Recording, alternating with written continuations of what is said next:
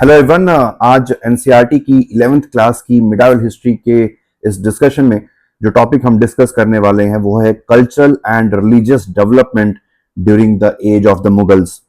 तो ये काफी इंटरेस्टिंग टॉपिक है, not just from the point of view of ancient history, art and culture में इसका काफी ज्यादा स्कोप है। तो इस चैप्टर को इसी तरीके से हम अप्रोच करेंगे क्योंकि आर्ट एंड कल्चर के पॉइंट ऑफ व्यू से ये चैप्टर काफी इंपॉर्टेंट हो जाता है। तो हम बेसिकली देख रहे हैं मिडावल इंडिया, सतीश चंद्रा की जो किताब है ओल्ड एनसीईआरटी जिसको हम कहते हैं, उसका चैप्टर वाइज डिस्कशन। तो एंशिएंट हिस्ट्री का ऑलरेडी जो है पूरी किताब का डिस्कशन इस चैनल पे कर लिया मैंने आई सोशल के, and from chapter number 1 to chapter number 29 वो एक प्लेलिस्ट में है, अगर आपने नहीं देखे तो यू कैन वॉच देयर। ठीक है, बहरहाल moving forward to this today's agenda, and आज हम डिस्कस करेंगे चैप्टर 17। तो सबसे पहले बात आती है आर्किटेक्चर की। तो architecture, Mughal architecture under Akbar. तो देखा जाए तो मुगल आर्किटेक्चर अंडर अकबर में आता है फतेहपुर सीकरी। फतेहपुर सीकरी करके अकबर ने एक शहर का निर्माण कराया था जो कि आगरा से ज्यादा दूर नहीं है, 30-40 किलोमीटर दूर पर बसा हुआ है। और अगर हम फतेहपुर सीकरी के आर्किटेक्चर को देखें तो गुजरात और बंगाल स्टाइल ऑफ आर्किटेक्चर से काफी ज्यादा इंस्पायर दिखता है। अगर हम यहाँ की इंपॉर्टेंट बिल्डिंग्स की बात करें तो पंचमहल एक इंपॉर्टेंट बिल्डिंग है। बुलंद दरवाजा, बुलंद दरवाजा को बेसिकली अकबर ने, जब अकबर की जीत हुई थी गुजरात पे, तो गुजरात की जीत को कोमेमोरेट करने के लिए अकबर ने इस बुलंद दरवाजा का निर्माण कराया था। और तीसरी सबसे इंपॉर्टेंट बिल्डिंग है सलीम चिश्ती का टूम, सलीम चिश्ती का मकबरा, जो कि पूरी तरीके से मार्बल से बना हुआ है। तो ये फतेहपुर सीकरी अकबर का एक तरीके से आप कह सकते हैं कि बहुत ही पेट प्रोजेक्ट था, बहुत ही फेवरेट प्रोजेक्ट था, उसको अकबर ने बनवाया था। लेकिन सबसे बड़ी समस्या ये हुई कि यहाँ पे पानी की कमी की वजह से इस शहर को जो है अबांडन करना पड़ा। तो एक ड्रीम प्रोजेक्ट था, लेकिन ड्रीम प्रोजेक्ट पानी की कमी से इस शहर को अबांडन करना पड़ा। और अगर आप देखें तो आज ये जो शहर है, अगर आप कभी जाएंगे तो ऐसा लगेगा ये शहर अभी भी मुगल एरा में ही जी रहा है। तो सोचिए वो कितना बड़ा वो शहर हो सकता था। लेकिन फिर अगर मान लीजिए, इमेजिन करिए कि मुगलों ने अगर उसको कंटिन्यू किया होता तो शहर आज कहीं का कहीं होता, लेकिन पानी की कमी की वजह से उसको छोड़ना पड़ा। और इसी वजह से आज वो शहर अगर आप कभी भी विजिट करेंगे तो लगेगा कि अभी भी मुगल काल चल रहा है, अभी मुगल पीरियड चल रहा है। इसी वजह से इस शहर को सिटी फॉसिलाइज्ड इन टाइम भी कहा जाता है। ठीक है, फतेहपुर सीकरी को अ सिटी फॉसिलाइज्ड इन टाइम भी कहा जाता है। बाकी इन तीन इंपॉर्टेंट बिल्डिंग्स के अलावा वहां पे जोधा महल भी है। वहां पे अकबर का एक फेवरेट हाथी था जिसका नाम था मोती, तो मोती महल भी आपको वहां पर देखने को मिलेगा। ठीक है, चलिए आगे बढ़ते हैं। अब जहांगीर की बात करते हैं। तो जहांगीर के टाइम पे सबसे बड़ी बात यह हुई कि जहांगीर के टाइम पर जो सबसे इंपॉर्टेंट बिल्डिंग बनी उसका नाम था Itimaduddaulah, the tomb of Itimaduddaulah. Itimaduddaulah basically Jahangir के ससुर थे, फादर इन लॉ। और इस टूम्ब को बनाने का जो श्रेय है, जो क्रेडिट है, वो जाता है नूरजहां को। ये टूम्ब आगरा में लोकेटेड है। और अगर आप देखें तो ये टूम्ब पूरी तरीके से मार्बल से बना हुआ है। और एक और खास बात है कि यहां पर इस पहली ये मुगल बिल्डिंग थी जहां पर पेट्रा ड्यूरा टेक्निक का इस्तेमाल शुरू किया गया। ठीक है, पेट्रा ड्यूरा टेक्निक का इस्तेमाल सबसे पहले शुरू किया गया। पेट्रा ड्यूरा क्या होता है वो ऑलरेडी हम डिस्कस कर चुके हैं। पेट्रा ड्यूरा को परचीनकारी भी कहा जाता है, परचीनकारी, जो कि एक रोमन टेक्निक थी जिसको मुगलों ने अडॉप्ट किया और हिंदुस्तान में इंट्रोड्यूस करने का काम किया। तो जिन लोगों को नहीं पता है, मोटा मोटा ये बता दूं कि समझिए कि ये मार्बल की एक सरफेस है। मार्बल की सरफेस पे आपने छन्नी हथौड़े से लेकर थोड़े थोड़े डिप्रेशन क्रिएट किए, और उस डिप्रेशन में आपने अलग अलग कलर के सेमी प्रेशियस स्टोन्स को उसमें जड़ दिया। तो इससे क्या होता है, एक ये इस तरीके का फ्लोरल ब्यूटीफुल पैटर्न क्रिएट हो जाता है। इसको परचीनकारी कहते हैं। अब बात आती है मुगल आर्किटेक्चर अंडर शाहजहां। तो कुछ प्रोमिनेंट बिल्डिंग्स शाहजहां ने बनवाई थी, जिसमें एक का नाम है Moti Masjid of Agra, Jama Masjid of Delhi, Taj Mahal of Agra and red fort of Delhi. तो ये चार इंपॉर्टेंट प्रोमिनेंट जो बिल्डिंग्स हैं ये शाहजहां ने बनवाई थी। उसके अलावा जो पुरानी दिल्ली वाला एरिया है, शाहजहांपुरी, ये पुरानी दिल्ली का निर्माण भी शाहजहां ने करवाया था। और ये एक तरीके से गेटेड सोसाइटी, गेटेड सिटी थी। It was a kind of gated city Shahjahanpuri. तो ये अजमेरी गेट, कश्मीरी गेट, ठीक है। तो ये सारे जो नाम आप सुनते हैं, ये बेसिकली दरवाजे थे उस शहर में घुसने के लिए, ठीक है। चलिए आगे चलते हैं। अब बात आती है मुगल पेंटिंग्स की, ठीक है। तो देखा जाए तो अगर हम मुगल पेंटिंग्स की बात करें तो मुगल्स, हिंदुस्तान में मुगलों ने मिनिएचर पेंटिंग को बहुत ज्यादा प्रमोट किया, ठीक है। मुगलों ने मिनिएचर पेंटिंग को बहुत ज्यादा प्रमोट किया। अब बात यह है कि मुगलों ने मिनिएचर पेंटिंग को क्यों प्रमोट किया। तो इसको प्रमोट करने के पीछे सबसे बड़ी वजह थी कि मुगल्स चाहते थे कि भाई उनके जाने के बाद उनको किस तरीके से याद किया जाए। इसी वजह से अगर आप देखोगे, मुगलों ने बहुत सारे हिस्टोरियंस को अपने यहाँ पे हायर कर रखा था, जो पूरे राजा के जो शासनकाल है उसको लिखते रहते थे। चाहे अबुल फजल हो, चाहे अब्दुल रहीम खान खान हो, ठीक है, अब्दुल हमीद लाहौरी हो, ये सारे जितने भी इतने सारे हिस्टोरियंस थे। लेकिन उनका ये भी मानना था कि भाई कि क्यों ना हम अपने रेन को, अपने शासन काल को लिखने के साथ साथ कुछ पेंटिंग्स के माध्यम से भी, पेंटिंग्स के थ्रू भी हम उसको रिकॉर्ड कराएं कि भाई मेरा दरबार कैसा दिखता था। अब मान लीजिए कि दरबार को आप एक्सप्रेस लिखोगे कि राजा यहाँ बैठता था, फिर सेना ऐसी बैठती थी, और सैनिक यहाँ बैठते थे, और मंत्री यहाँ बैठते थे। आप मान लीजिए कि इसी चीज को अगर आपने पेंटिंग के थ्रू एक्सप्रेस कर दिया तो कोई भी देखेगा तो समझ जाएगा कि भाई अकबर का दरबार कैसा दिखता था, अकबर कहाँ बैठता था, उसका सिंहासन कैसा दिखता था। तो इसी वजह से अकबर या मुगलों की बात करें तो मुगलों ने बेसिकली इलस्ट्रेटेड मैन्युस्क्रिप्ट, ठीक है, इलस्ट्रेटेड मैन्युस्क्रिप्ट की शुरुआत करी। इलस्ट्रेटेड इलस्ट्रेटेड मैन्युस्क्रिप्ट का मतलब है कि उसमें लिखा भी हुआ होगा और साथ साथ में उसमें इमेजेस भी होंगी, जैसे कि कॉमिक्स में होता है, ठीक है। तो अकबर ने इलस्ट्रेटेड मैन्युस्क्रिप्ट की शुरुआत करी। फिर धीरे धीरे इलस्ट्रेटेड मैन्युस्क्रिप्ट से धीरे धीरे एल्बम पेंटिंग्स की शुरुआत हुई। फिर एल्बम से जब यूरोपियंस आए तो पोर्ट्रेट पेंटिंग की शुरुआत हुई, ठीक है। तो इस तरीके से धीरे धीरे मुगल पेंटिंग जो है इवॉल्व होगी, ठीक है, मुगल पेंटिंग इवॉल्व होगी। और मोस्टली एक और चीज ध्यान रखेंगे कि जो थीम होगी मुगल पेंटिंग की जनरली सेकुलर होगी, ठीक है। सेकुलर यानी कि नॉन रिलीजियस थीम्स होगी। राजा की जो दिनचर्या है उसको ही बेसिकली रिकॉर्ड किया जाएगा कि राजा जब मान लीजिए कि हंटिंग पे जा रहा है तो क्या होगा, फिर राजा का दरबार किस तरीके का दिखता था। तो दरबार सीन हो गया, हंटिंग सीन हो गया, या उस समय के बाजार कैसे दिखते थे, आम आदमी का रहन सहन किस तरीके का था। ये सारी चीजें बेसिकली मुगल पेंटिंग्स में आपको देखने को मिलेगी। आपको रिलीजन से संबंधित थीम्स आपको मुगल पेंटिंग्स में देखने को नहीं मिलेगी। चलिए अब एक एक करके देखते हैं मुगल पेंटिंग्स अंडर अकबर।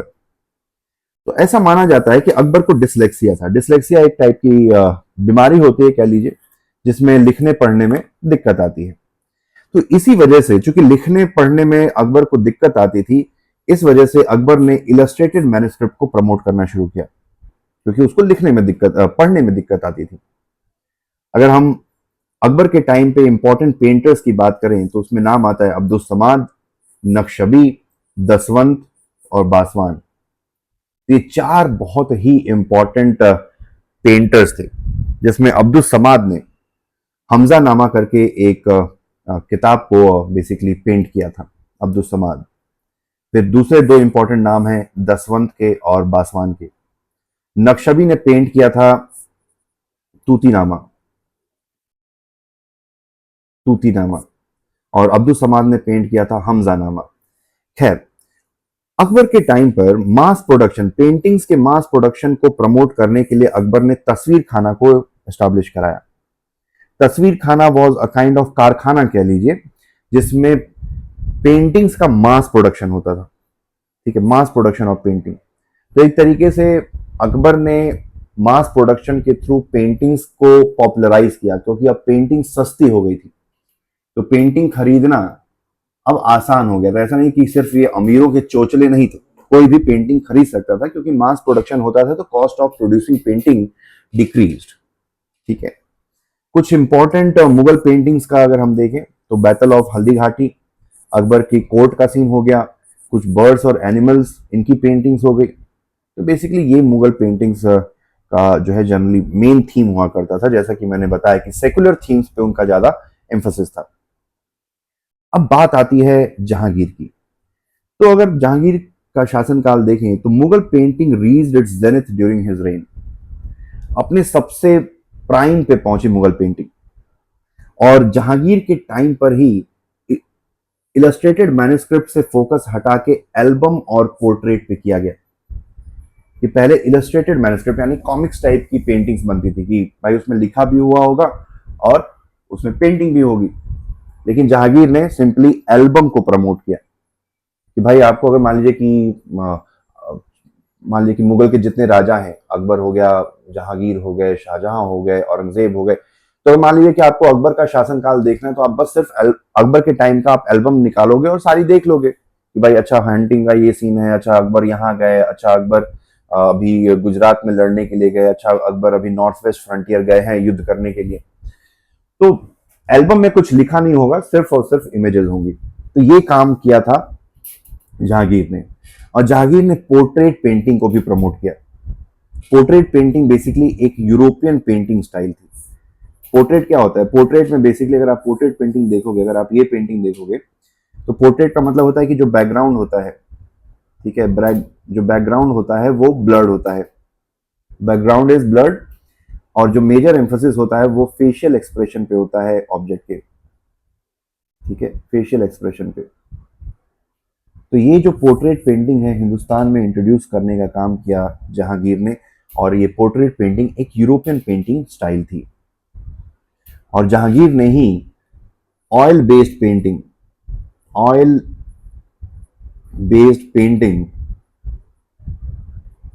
की शुरुआत करी, इस टेक्निक को अडॉप्ट किया। Basically oil based painting Europeans use किया करते थे, ठीक है।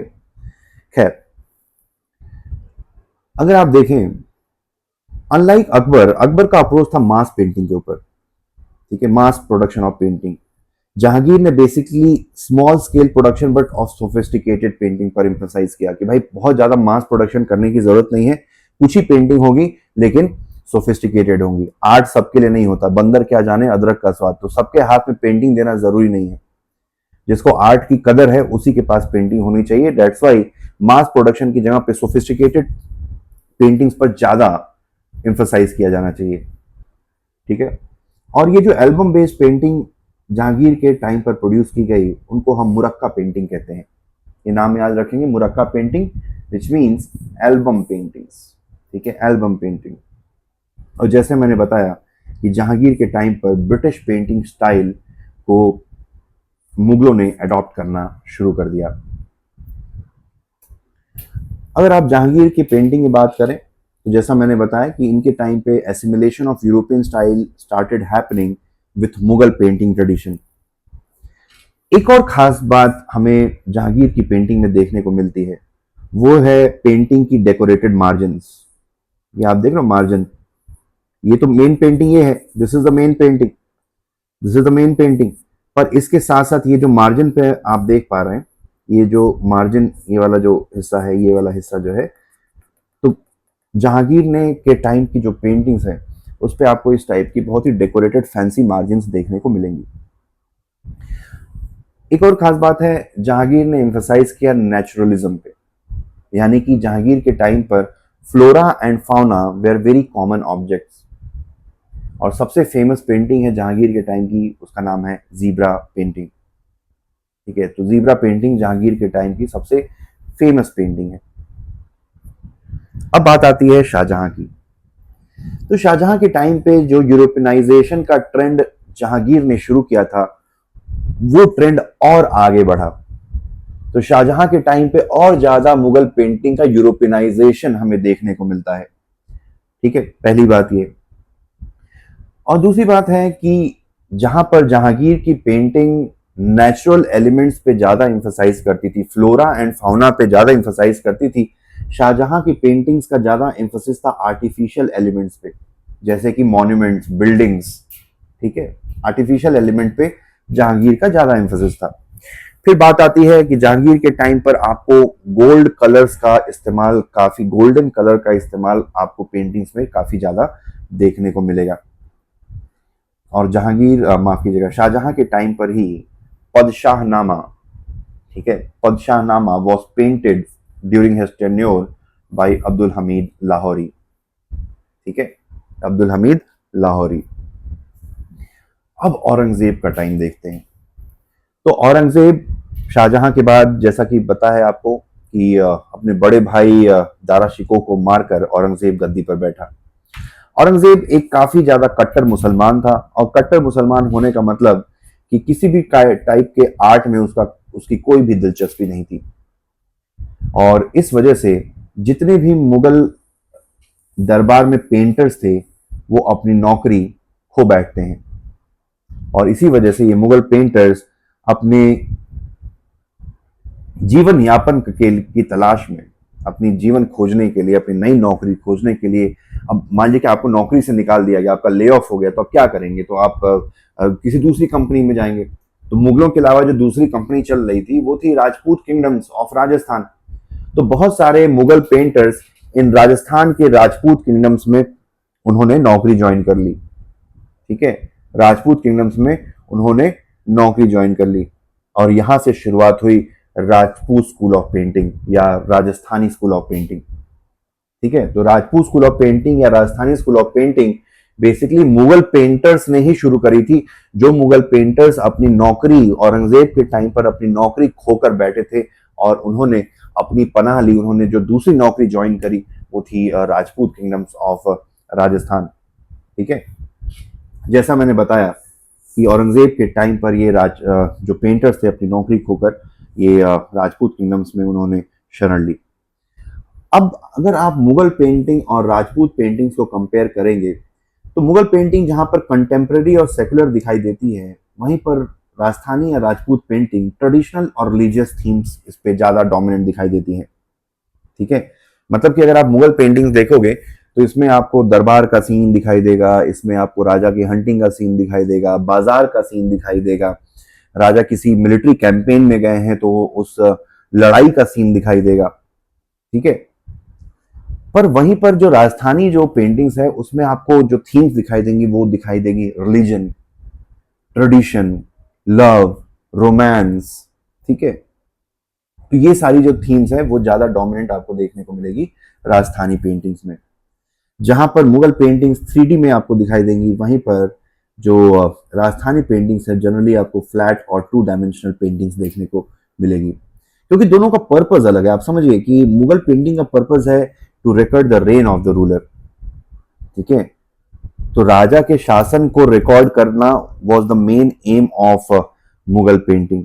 वहीं पर राजस्थानी पेंटिंग का मेन एम था कि इंडिया का जो इंडिया की जो माइथोलॉजिकल हिस्ट्री है, रामायण, महाभारत, कृष्ण लीला, ठीक है, इन सारी चीजों को रिकॉर्ड करना।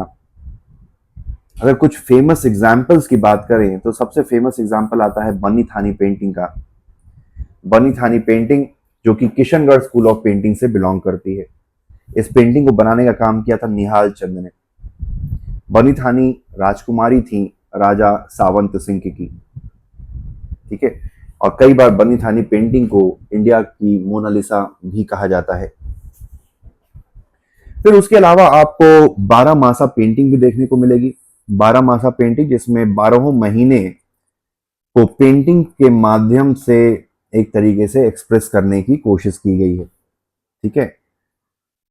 पेंटिंग्स के माध्यम से इन सारे 12 महीनों को एक्सप्रेस किया गया, ऐसे को 12 मासा पेंटिंग बोलते हैं। तो ये ध्यान रखेंगे 12 मासा painting belongs to Rajasthani school of painting या राजपूत स्कूल ऑफ पेंटिंग, ठीक है। तो ये था मुगल के टाइम पे पेंटिंग। अगले लेक्चर में मुगल पीरियड की लैंग्वेज और लिटरेचर के ऊपर हम अपने डिस्कशन को कंटिन्यू रखेंगे। तो बने रहिएगा, हम देखेंगे कि कौन कौन से इंपॉर्टेंट पेंटर्स थे, कौन कौन सी भाषाओं में क्या क्या चीजें लिखी गई, ठीक है। फिर ये सारी इंपॉर्टेंट चीजें, तो काफी अगला लेक्चर भी काफी इंटरेस्टिंग होने वाला है। तो thanks for watching, have a nice day, all the best.